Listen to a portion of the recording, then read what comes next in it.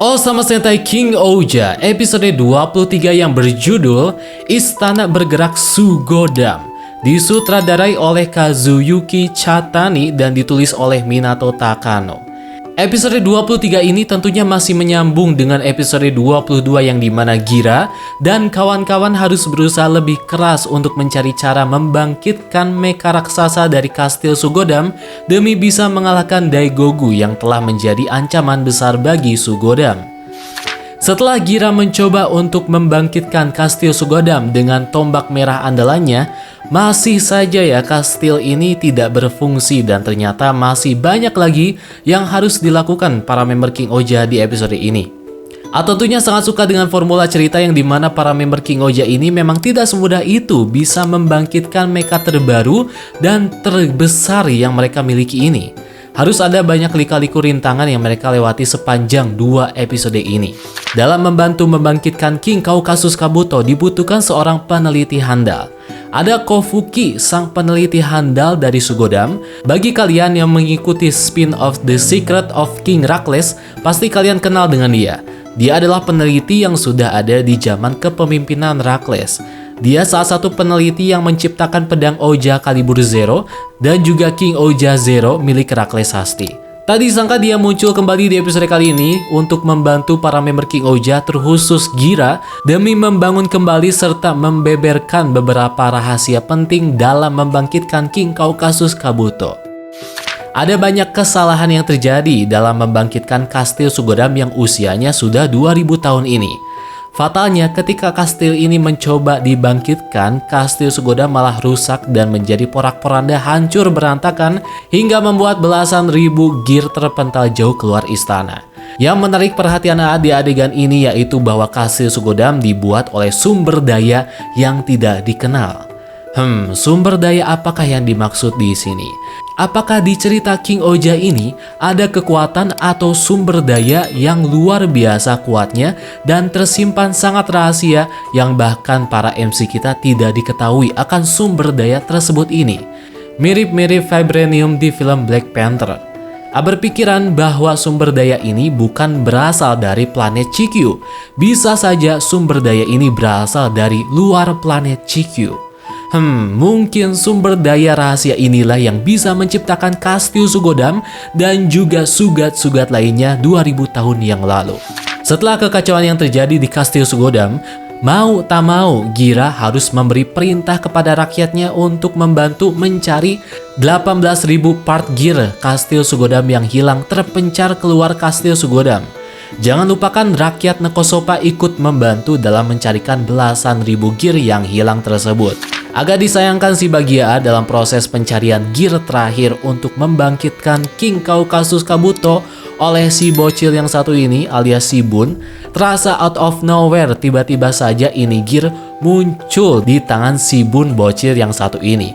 Emang agak terlihat maksa sih, tapi untungnya ya pas bagian si Bun lari-larian menuju kastil Sugodam dan dihadang oleh Kamejim di adegan ini menurut lumayan bagus lah dikemasnya. Akhirnya debut dari King Kaukasus Kabuto. Siapa sangka kastil Sugodam yang segede gaban ini bisa berubah menjadi robot raksasa. CGI yang sangatlah keren banget berhasil disajikan oleh Toei untuk penampilan perdana dari mecha King Kaukasus Kabuto.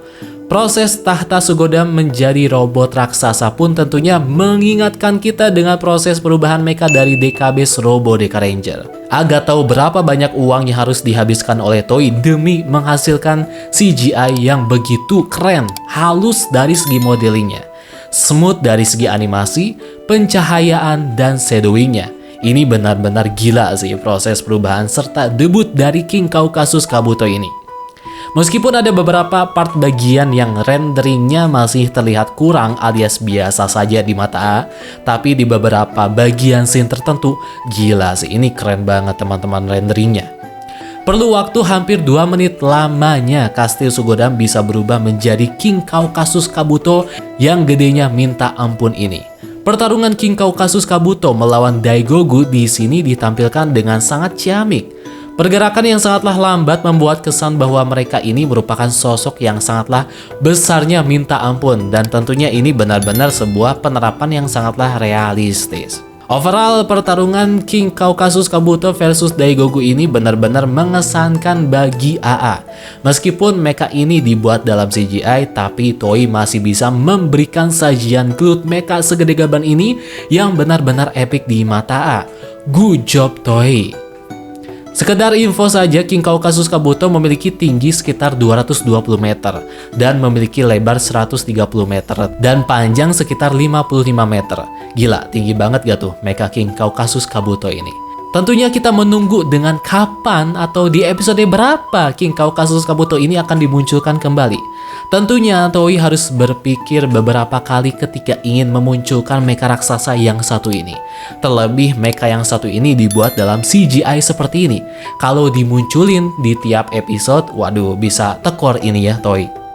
Tentunya siapa sih yang gak mau lagi melihat aksi King Kaukasus Kabuto di episode lainnya di King Ouja?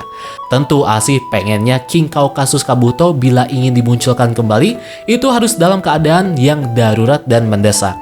Entah melawan musuh yang paling kuat atau musuh yang sangatlah besar lainnya seperti Daigogu. Apalagi kalau teman-teman tahu King Kaukasus Kabuto ini memiliki versi lainnya selain versi robotnya ini, yaitu ada versi God Kaukasus Kabuto yang sudah dimunculkan di lini DX-nya sendiri. Adegan Gira dilempar-lempar ke atas seperti ini oleh rakyatnya sendiri, tentunya ini mirip sekali dengan adegan MC shonen di anime-anime yang pernah kita tonton, seperti contohnya Naruto. Setelah 23 episode lamanya, akhirnya Gira bisa diterima oleh rakyatnya setelah perjuangannya, yaitu dibenci, difitnah oleh rakyat Sugodam. Dan selain itu juga usaha dia mencoba melengserkan Rakles dan juga membasmi Daigogu di episode kali ini yang mencoba menghancurkan perdamaian Sugodam. Akhirnya ya di momen ini juga Gira telah dianggap menjadi pahlawan oleh rakyatnya sendiri. Akhirnya teman-teman. Dan di episode 23 ini ditutup dengan adegan upacara resmi pengangkatan Gira menjadi seorang Raja Sugodam. Dan ternyata upacara resmi Gira menjadi seorang Raja Sugodam itu terjadi pasca tragedi serangan dari Daigogu Eke setelah episode 23 ini. Tadinya ngiranya ya Gira memang sudah diangkat dan secara resmi menjadi Raja Sugodam setelah episode 21. Tapi ternyata bukan. Tentu adegan Gira diangkat menjadi Raja Sugodam ini akan menyambung ke event cerita dari film King Ouja The Movie The Adventure Heaven yang sudah tayang di Jepang sana. Jadi kita harus menunggu beberapa bulan lagi untuk bisa melihat adegan versi lengkapnya dari Gira menjadi seorang Raja Sugodam secara resmi di film King Ouja The Movie. Itulah bahasan singkat terkait episode 23 dari King Ouja. Dan jangan lupa tinggalkan pendapat kalian terkait episode kali ini di kolom komentar di bawah. Terima kasih yang sudah menonton dan sampai jumpa di video bahasan selanjutnya.